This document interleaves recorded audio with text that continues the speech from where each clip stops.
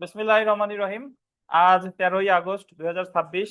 আমাদের Bangladesh bar council লিখিত ব্যাচের দেখেন, আজ আমরা ওই গতকাল যে মডেল টেস্টটা হয়েছে, মডেল টেস্ট পাস, সেটার সমাধান আলোচনা করতেছি যে কিভাবে লেখা উচিত। যদি আপনি দেখেন, একেবারেই প্রথম যে প্রশ্নটা, একের ক, oral evidence must be direct, ব্যতিক্রম সহ ধারণাটি। আর ধারণাটি 1872 এভিডেন্স অ্যাক্টের আলোকে ব্যাখ্যা করতে বলছে আর কি।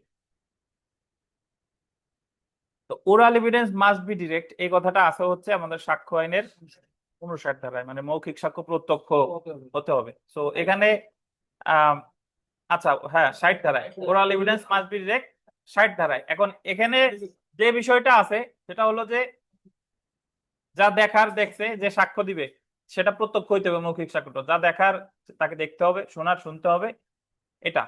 এখন এখানে কিন্তু এই 60 ধারা প্লাস 60 ধারার যে ব্যতিক্রম, দুইটাই ব্যাখ্যা করতে হবে, কারণ এখানে ভাষা আছে দেখেন ব্যতিক্রম সহ।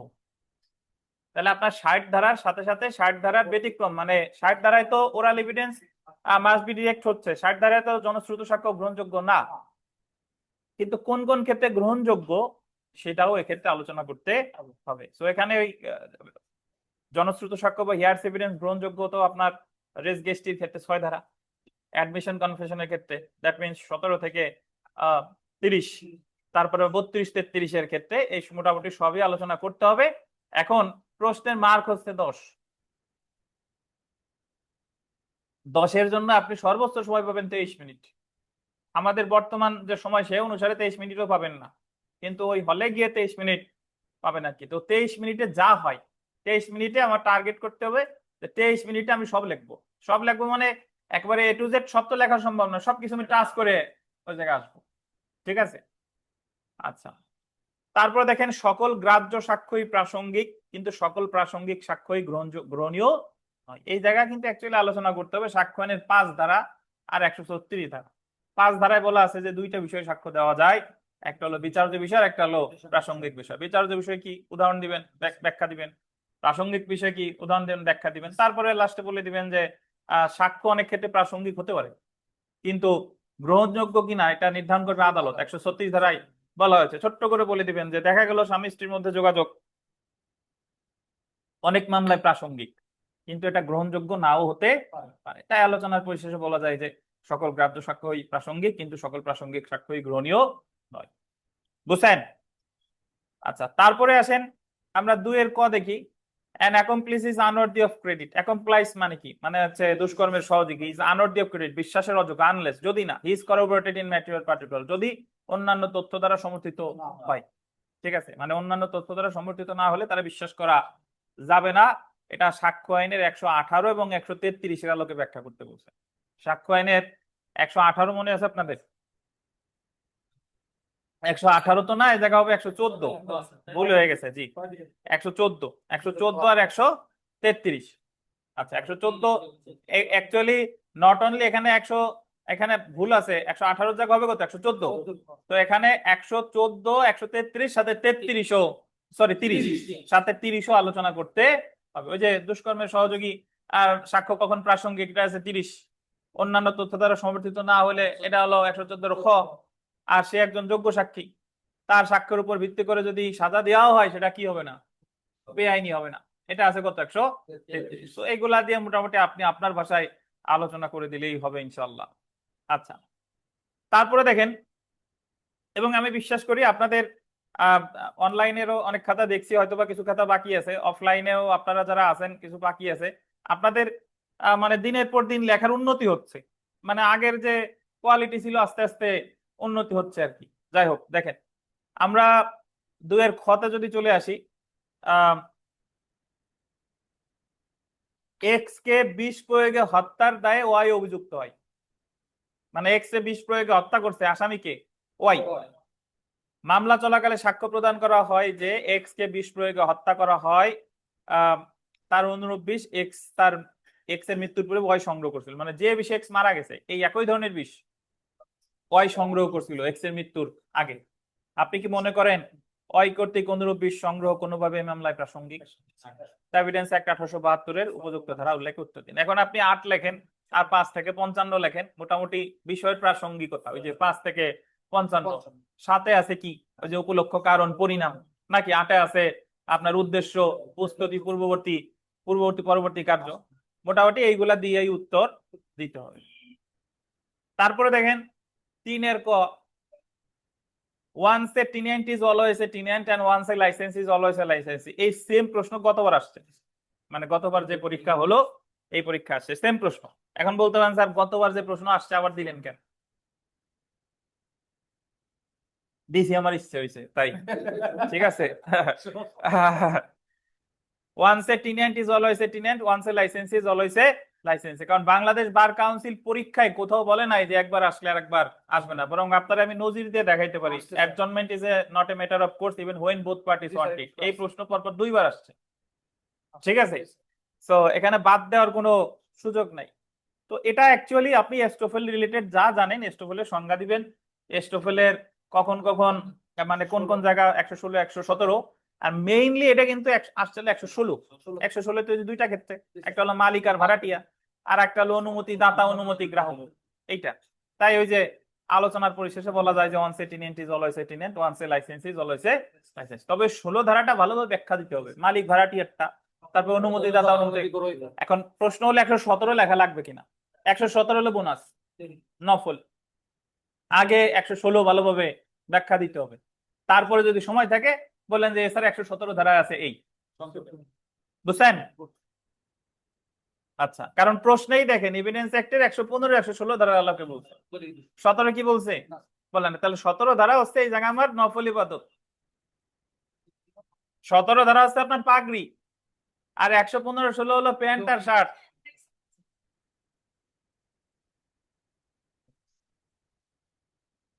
আচ্ছা, আমরা চলে আসি এরপরে।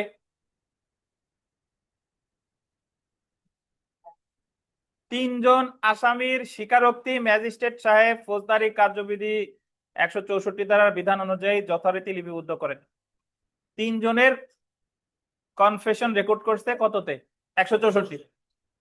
স্বীকারোক্তিমূলক জবানবন্দিতে তিনজন আসামি নিজের সহ আব্দুল আজিজ নামীয় অপর এক ব্যক্তিকে ডাকাতিতে শনাক্ত করে। তিনজনই বলছে যে আমরা তো ডাকাতি করছি, আমার সাথে আব্দুল আজিজও ছিল। ওই সকল স্বীকারোক্তি ছাড়া আব্দুল আজিজের বিরুদ্ধে অন্য কোনো প্রকার সাক্ষ্য নাই, মানে ওই তিনজনের স্বীকারোক্তি ছাড়া অন্য কোনো সাক্ষ্য নাই। শুধুমাত্র সহ আসামির স্বীকারোক্তির উপর নির্ভর করে আব্দুল আজিজকে শাস্তি দেওয়া যাবে কিনা। আচ্ছা, এখন এখানে মোটামুটি আপনি অনেক কিছুই আলোচনা করতে পারেন যে আব্দুল আজিজ 31 ধারার ব্যাখ্যায় যদি আমরা যাই, যে তাদের এই তিনজনের বক্তব্য যদি প্রাসঙ্গিক করতে হয় তাহলে আব্দুল আজিজকেও এই মামলায় কি হইতে হবে? আসামি হইতে হবে, নাহলে কিন্তু প্রাসঙ্গিক নাও হতে পারে। এক, এটা হলো 30-এর ব্যাখ্যা। আর 114 খর ব্যাখ্যা হলো যে দুষ্কর্মের সহযোগীর বিবৃতি প্রাসঙ্গিক যদি অন্য তথ্য দ্বারা সমর্থিত হয়, কিন্তু এই জায়গা কিন্তু অন্য কোনো সাক্ষ্য প্রমাণ নাই। বুঝতে পারছেন? আর সব শেষে বলা যায় 133-এ যদি দুষ্কর্মের সহযোগী বিবৃতির উপর ভিত্তি করে সাজা দিয়েও ফেলে, কি হবে না? বেআইনি হবে। এখন ঠিক আছে বেআইনি হবে না, কিন্তু আদালত তো এটা ইচ্ছা করলেই দিতে পারবে না। আদালত দেখবে যে সব কিছু বিচার বিবেচনা করে বিশেষ পরিস্থিতি দিতে পারে, কিন্তু আপাত দৃষ্টিতে এই প্রশ্নের যে মানে আমাদের যে প্রশ্নের যেটা আলোচ্য বিষয়, এখানে কিন্তু ওই তিনজনের বিবৃতির উপর ভিত্তি করে এখানে সাজা দেওয়া কি হবে না? আইনসম্মত হবে না। আপনি কখনোই লিখবেন না যে সাজা দেওয়া যাবে না বা সাজা দিতে হবে, লিখবেন যে সাজা দেওয়া আইনসম্মত হবে, আইনসম্মত হবে না। ঠিক আছে, মানে বিনয়ের সহিত লিখতে হবে। ঠিক আছে, এখন আপনি পক্ষেও লিখতে পারেন, বিপক্ষেও লিখতে পারেন, কিন্তু যা লিখবেন আপনার পক্ষে কি থাকতে হবে? যুক্তি থাকতে হবে। পক্ষে বিপক্ষে কোনোটাই ভুল না। কারণ ভুল না কেন আমি বলি আপনারে, একটা ফৌজদারি মামলায় ঘটনা তো ঘটছে, বাদী পক্ষেও থাকে, আসামি পক্ষেও থাকে। এখন তারা তো দুইজন দুইজনের বক্তব্য উপস্থাপন করবেই, এই আর কি। আমরা চলে এসেছি 4-এর ক। অনলাইনে অনেকে প্রশ্ন, অনলাইনের অনেকে আপনারা যারা আছেন ভাই, আপনারা পিডিএফ দিবেন, পিডিএফ দিবেন, এবং পিডিএফ আপনারা উল্টো পাল্টা দিবেন না। আপনারা অনেকে ল্যান্ডস্কেপ মোডে দেন, মানে এই যে পিডিএফ একেবারে লম্বা হবে এইভাবে। দেখ, এবার তো আর পারলাম না পিডিএফ কিভাবে তৈরি করতে হয়, আগামীবার ইনশাল্লাহ শিখাই দিব যে পিডিএফ কিভাবে তৈরি করতে হয়, পিডিএফ এর লেখা কিভাবে পরিষ্কার আনা যায়। ক্যাম স্ক্যানারে গিয়ে জাস্ট ছবিগুলো তুলে ওই জায়গায় ফিল্টার ইউজ করবেন, ম্যাজিক ম্যাজিক, ওই ম্যাজিক দিলে একেবারে লেখা টাকা স্পষ্ট চলে আসে। আপনারা এটাই জানেন না অনেকে। দেখেন 4 ক, প্রমাণের দায়িত্ব বলতে কি বুঝেন? সাক্ষ্য আইন অনুযায়ী প্রমাণের দায়ভার সংক্রান্ত বিধানাবলী আলোচনা করুন। এটা তো খুবই সহজ এবং খুবই গুরুত্বপূর্ণ। প্রমাণের দায়ভার তো জানেন যে কোনো বিষয় প্রমাণের দায়িত্ব যার উপর বর্তায় আলোচনা করতে হবে 101 থেকে 112। 12 না দেন 111 সবগুলো, তাতে আপনি মানে সব টাচ করতে হবে। সংক্ষেপে লিখলেও উদাহরণ সবগুলোর সাথে দেন বা না দেন, কিন্তু ওই সময়ের মধ্যে এটা লিখতেই হবে, কোনো কিছু করার নাই। এবং এই প্রশ্ন কিন্তু প্রমাণ কিছু কিছু জিনিস এতদিনে আপনার মুখস্থ হয়ে যাওয়ার কথা। প্রমাণের দায়িত্ব, ওই যে সাধারণ ব্যতিক্রম, এগুলো তো মোটামুটি মজার সহিত পারার কথা আপনার। দেখেন, একজন আমারে আজকে অনলাইনে জিজ্ঞেস করছেন, তিনি আছেন কিনা, তিনি আমারে জিজ্ঞেস করছেন, স্যার 299 ধারার যে 3টে ব্যাখ্যা আছে, এই 3টে ব্যাখ্যা কি খুনের মধ্যে পড়ে কিনা। এখন আমার উত্তর ছিল ক্লাস দেখেন, কারণ যে জিনিস আমি এতদিন ধরে বুঝাইতে পারি নাই, সেই জিনিস আপনার এক কথায় আমি ওই জায়গা কিভাবে বুঝাবো?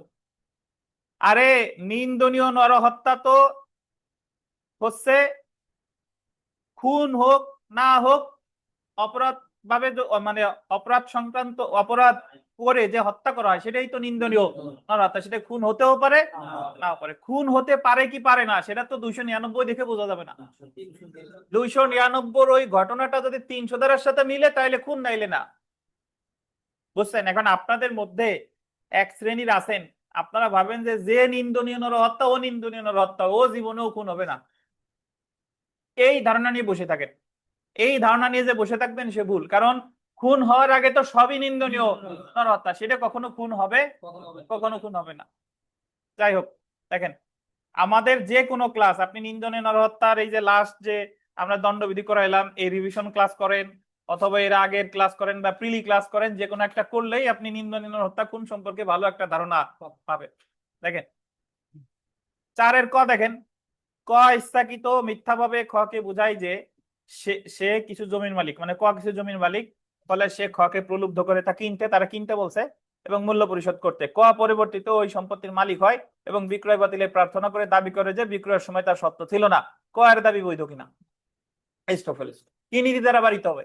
এস্টোফেল নীতি দ্বারা বাড়িতে হবে। পার্সেন্ট লিখতে জি খুঁজে পাইছিলেন শীটে? আচ্ছা আচ্ছা, দেখেন শীটে যদি খুঁজে পাইতে চান তাও তো শীট সম্পর্কে একটা ধারণা রাখতে হবে যে কোন জায়গা কি আছে। আচ্ছা দেখেন, তারপরে দেখেন 5 ক, expert opinion needs very careful examination, মানে বিশেষজ্ঞের মতামত সতর্কতার সাথে বিবেচনা করতে হবে। এটা বিশারদের অভিমত সম্পর্কিত উচ্চ আদালতের মন্তব্যটি সাক্ষ্য আইন অনুসারে ব্যাখ্যা করুন। ওই যে 45 ধারা, 45 ধারায় কয়টা গ্রাউন্ড আছে? 13টা। 13টার মধ্যে যে কোটা জানেন লিখবেন। তারপর বিশারদের মতামত কি কি আছে এগুলা, মানে বিশারদের মতামত দিলেই যে আদালত মানতে বাধ্য কি তাই তা না, এটা বিবেচনা করতেও পারে নাও পারে। তাই আলোচনার পরিশেষে বলা যায় যে expert opinion needs very careful examination. তারপরে 5 খ, সকল স্বীকারোক্তি স্বীকৃতি কিন্তু সকল স্বীকৃতি স্বীকারোক্তি নয়।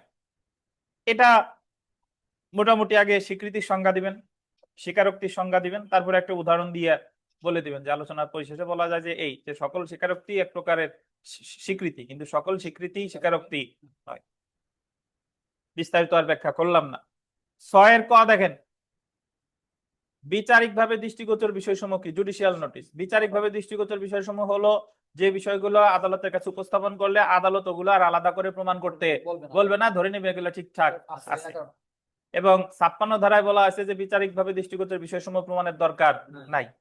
আর কোন কোন বিষয় আদালত বিচারিক দৃষ্টিগোচরে নিবে এটা কততে? 57। সবারই পারা উচিত। ওই যে বাংলাদেশের আইন, তারপরে কারোর সাথে যুদ্ধ শুরু হইলে এই টাইপের সময়ের বিভাগ, ভৌগোলিক বিভাগ, এগুলা। তারপরে দেখেন সি কে হত্যার দায়ে বি অভিযুক্ত হয়। বি দাবি করে মানসিক অপ্রকৃতিস্থতার কারণে সে তার কৃতকার্যের প্রকৃতি সম্পর্কে জ্ঞাত ছিল না। বি বলছে যে যখন হত্যা হয়েছে আমি ছিলাম তখন মানসিকভাবে অসুস্থ, মানে অপ্রকৃতিস্থ, পাগল।